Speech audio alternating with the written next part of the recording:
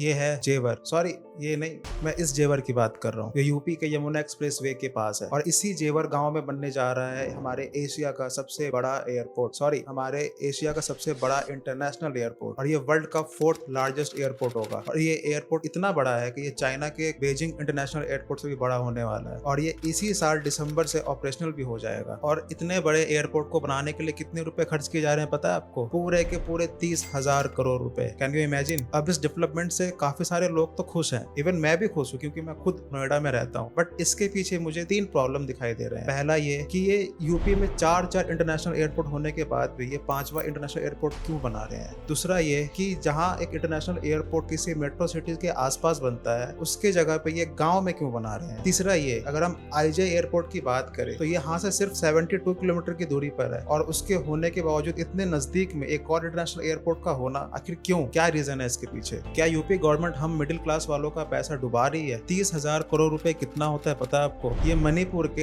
Annual budget के बराबर है और सिक्किम के एनुअल बजट के 3 गुना के बराबर है ये। बट जहां तक मैंने इसके बारे में पढ़ा, मुझे ये लगता है कि यूपी गवर्नमेंट ने जेवर में इसलिए इन्वेस्ट किया क्योंकि इसके पीछे इस गवर्नमेंट का कुछ मास्टर स्ट्रोक प्लान है। आगे वीडियो में हम इसी प्रॉब्लम का रीजन पता करने की कोशिश करेंगे और उससे क्या बेनिफिट है हमें उसको भी हम पता करेंगे, और साथ ही साथ इस इंटरनेशनल एयरपोर्ट में क्या क्या स्पेशल चीजें होने वाली है हम इसके बारे में भी बात करेंगे। और ये एयरपोर्ट वाकई एक इन्वेस्टमेंट के वे में क्या ये हमें रिटर्न दे सकता है यूपी गवर्नमेंट को, हम इसके बारे में भी कोशिश करेंगे समझने की। नवंबर 25, 2021 में जब इस जेवर एयरपोर्ट के लिए भूमि पूजन हुआ था जिसमें पीएम मोदी और सीएम योगी आदित्यनाथ आए थे और जहाँ पे इस 2.5 लाख लोगों ने इस भूमि पूजन को अटेंड भी किया था, बट एक्चुअल में ये जेवर एयरपोर्ट जो बनने वाला है इसके पीछे इतनी हाइप क्यों है? तो इसके पीछे का रीजन है ज्यूरिच इंटरनेशनल एयरपोर्ट। एक्चुअली 7 अक्टूबर 2020 में ज्यूरिच इंटरनेशनल एयरपोर्ट के साथ एक एग्रीमेंट साइन हुआ जिसमें ये जेवर एयरपोर्ट बनाने का काम ज्यूरिच इंटरनेशनल एयरपोर्ट को दिया गया, क्योंकि ज्यूरिच इंटरनेशनल एयरपोर्ट पिछले 20 साल से अपने इंडस्ट्री में लीड कर रहा है और यही वजह है कि सेम वे में यूपी गवर्नमेंट इस इंटरनेशनल एयरपोर्ट को भी वर्ल्ड क्लास और स्पेशल बनाना चाहती है, इसीलिए इसने ये काम ज्यूरिच इंटरनेशनल को दिया है। जेवर इंटरनेशनल एयरपोर्ट के अंदर हमें 3 स्पेशल चीजें देखने को मिलेगी। पहला ये कि इस एयरपोर्ट के अंदर 6 रनवे होंगे जो पूरे दिन 1000 से भी ज्यादा फ्लाइट को कंट्रोल करेगी, और ये 6 रनवे की बात इसलिए हो रही है क्योंकि आज तक पूरे वर्ल्ड में 6 रनवे सिर्फ रियाद एयरपोर्ट में ही है, इसके अलावा और कहीं नहीं था। दूसरा ये कि इसका इंफ्रास्ट्रक्चर का काम सिर्फ टाटा ग्रुप को दिया गया है और ये पहला ऐसा इंफ्रास्ट्रक्चर होगा जिसमें टाटा और स्विट्जरलैंड का मिक्सअप होगा, जिसे हम स्विस इंडिया प्रोजेक्ट के नाम से भी बुला सकते हैं। और इसी के साथ इसके अंदर पूरा का पूरा सर्विस जो है वो पेपरलेस होने वाला है, यानी कि डिजिटल होने वाला है, जिससे कि पैसेंजर्स को हैसल फ्री सर्विस मिल सके ताकि उनको किसी भी लाइन में खड़ा ना होना पड़े टिकट या चेक इन चेकआउट के लिए। तीसरी चीज जो इस एयरपोर्ट को स्पेशल बनाती है वो है इसका द बिगेस्ट कार्गो फैसिलिटी, जिसके लिए पूरा का पूरा एक टर्मिनल ही स्पेसिफिकली इसके लिए बनाया गया है जो नेशनल और इंटरनेशनली इंपोर्ट एक्सपोर्ट को पूरी तरह से कंट्रोल करेगा यूपी में। अब हम आते हैं अपने प्रॉब्लम्स के ऊपर जो मैंने वीडियो के स्टार्टिंग में ही डिस्कस किया था। पहला ये कि सिर्फ 72 किलोमीटर की दूरी पे आईजे एयरपोर्ट होने के बावजूद क्या हमें सच में जेवर इंटरनेशनल एयरपोर्ट की जरूरत है, वो भी जो कि 7200 एकड़ में बन रहा है 30,000 करोड़ रुपए की लागत में। तो इसके पीछे का रीजन समझने के लिए ना हमें ये समझना होगा कि इंडिया एक डेवलपिंग कंट्री है और इसकी इकोनॉमी भी डे बाय डे बढ़ रही है, और इकोनॉमी डे बाय डे बढ़ने की वजह से लोगों की परचेसिंग पावर बढ़ रही है। और यही रीजन है कि 2023 और 24 में टोटल जो पैसेंजर्स थे जो एयरलाइन से सफर किया करते थे उसमें 8% की बढ़ोतरी हुई है। साढ़े 8% का मतलब है 15 करोड़ लोग की बढ़ोतरी हुई है पिछले एक साल में जो एयरलाइन में सफर करने वाले हैं। अगर हम पहले प्रॉब्लम के अंदर स्पेसिफिक रीजन की तरफ हम जाएं तो इसके अंदर हमें 2 रीजन मिलेंगे। पहला है आईजीआई का लोड कम करना। अगर हम ईयरली रिपोर्ट के अकॉर्डिंग देखें तो 2023-24 के में ही 7.2 करोड़ ने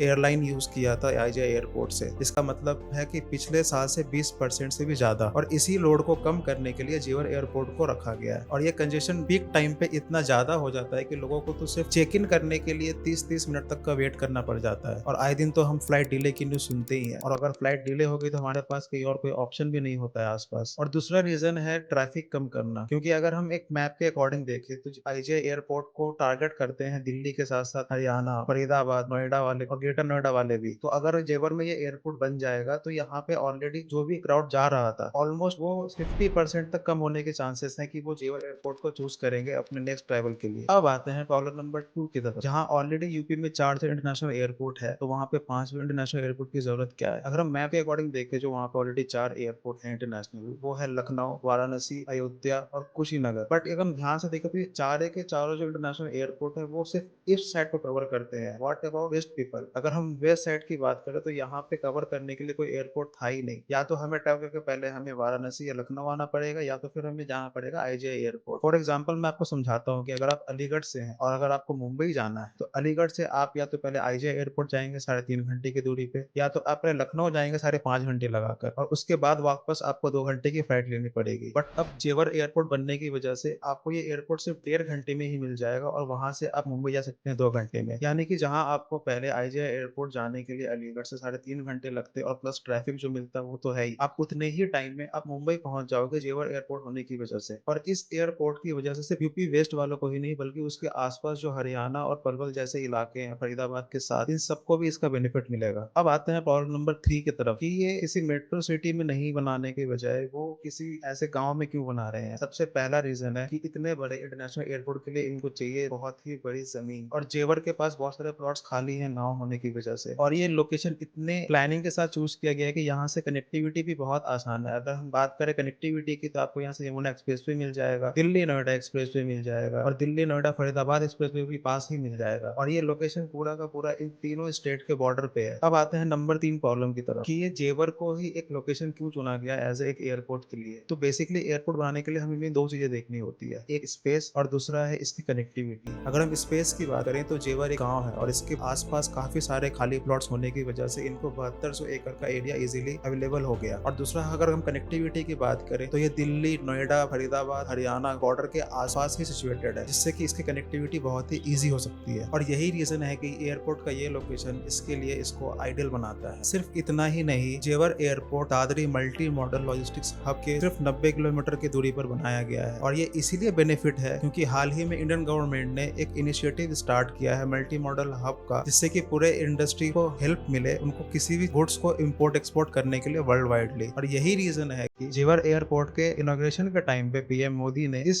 एयरपोर्ट को logistic gateway of northern India भी बोला था। देखो, अगर हम सिंपल वर्ड में मल्टी मॉडल लॉजिस्टिक हब को अगर हम समझना चाहें तो इसका सीधा मतलब ये है कि एक ऐसा स्टोर बनाया जाएगा पूरे इंडिया में जहां पर काफी सारे गुड्स को स्टोर और ट्रांसपोर्ट किया जाएगा। जैसे कि हमने पहले भी बताया कि जेवर एयरपोर्ट में पूरा का पूरा एक टर्मिनल से कार्गो बेस्ड बनाया जा रहा है, और इसी वजह से होगा कि इजीली जो लोकल वहाँ के जो भी सप्लाईज हैं, गुड्स हैं, जैसे कि गन्ने उगते हैं जैसे जेवर में ज्यादा, तो इसको इजीली नेशनली और इंटरनेशनली एक्सपोर्ट किया जा सकता है, जिससे कि हमारे लोकल किसानों को भी इसका बेनिफिट मिलेगा। और ये जो इनिशिएटिव है गवर्नमेंट के बनाए हुए वन प्रोडक्ट वन डिस्ट्रिक्ट के कैटेगरी में भी आता है। इन सब बातों से तो हम ये समझ गए कि एयरपोर्ट क्यों जरूरी है, ऐसा वो क्या अच्छा करने जा रही है हमारे लिए। बट अब ये समझते हैं कि इससे आखिर हमें बेनिफिट क्या मिलने वाला है। सबसे पहला पॉइंट जो आता है वो आता है हमारा अनएम्प्लॉयमेंट। अगर हम यूपी की बात करें तो यूपी में होने वाले लास्ट इलेक्शन में यूपी से वो बुरी तरह से हारी थी हमारी गवर्नमेंट, वो भी क्यों, उसमें सबसे बड़ा रीजन था अनएम्प्लॉयमेंट। तो इससे ये जो एक प्रॉब्लम था अनएम्प्लॉयमेंट का, ये इस जोन में ये काफी हद तक सॉल्व हो सकता है। अगर हम फॉर्मर सिविल मिनिस्टर ज्योतिरादित्य के अकॉर्डिंग उनके दिए हुए स्टेटमेंट को भी अगर हम समझे तो ये एयरपोर्ट 1 लाख से भी ज्यादा जॉब क्रिएट करने वाला है। और ये जॉब बात हो रही है व्हाइट कॉलर जॉब्स की, जो किसी अच्छे पोजीशन या अच्छे डेजिग्नेशन पे होंगे, बट इसके साथ साथ ब्लू कॉलर जॉब भी क्रिएट होंगे जो वहाँ के छोटे मोटे काम को हैंडल करेंगे। सेकेंडली जो हमें बेनिफिट मिलेगा वो मिलेगा एज ए इन्वेस्टमेंट। पिछले साल ही 2023 में योगी आदित्यनाथ जी ने एक global Uttar Pradesh summit organise किया था, जिसमें उनका मेन मोटिव था इन्वेस्टमेंट लाना, और कई हद तक इन्वेस्टमेंट मिला भी। और जब ये एयरपोर्ट एक बार यूपी वेस्ट में बन के ये रेडी हो जाएगा तो ये और भी इन्वेस्टमेंट को अपनी तरफ अट्रैक्ट कर सकते हैं इजीली। ऑफिशियली एस्टिमेट के अकॉर्डिंग इस जेवर एयरपोर्ट की वजह से लगभग 35,000 करोड़ का इन्वेस्टमेंट ऑलरेडी प्लान हो चुका है, जो कि हमारे यूपी के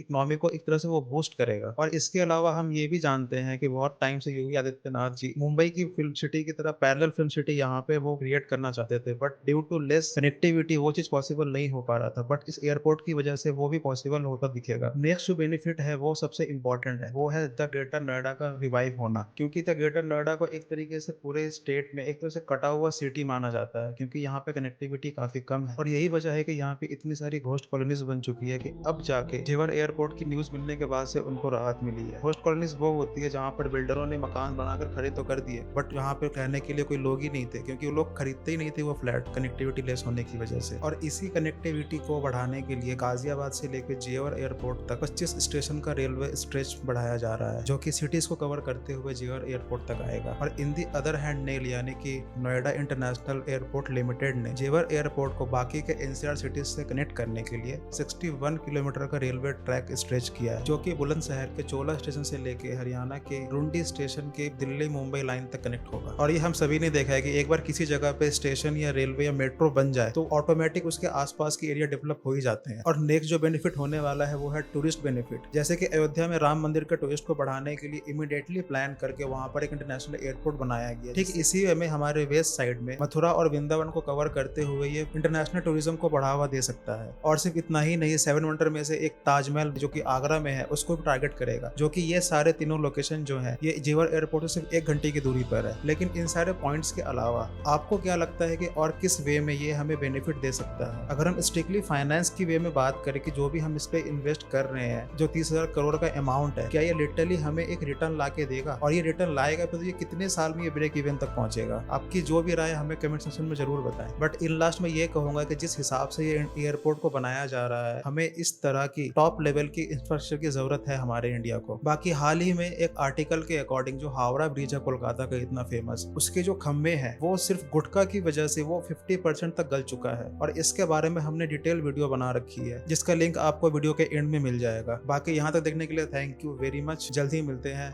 नेक्स्ट वीडियो में। Stay tuned for that.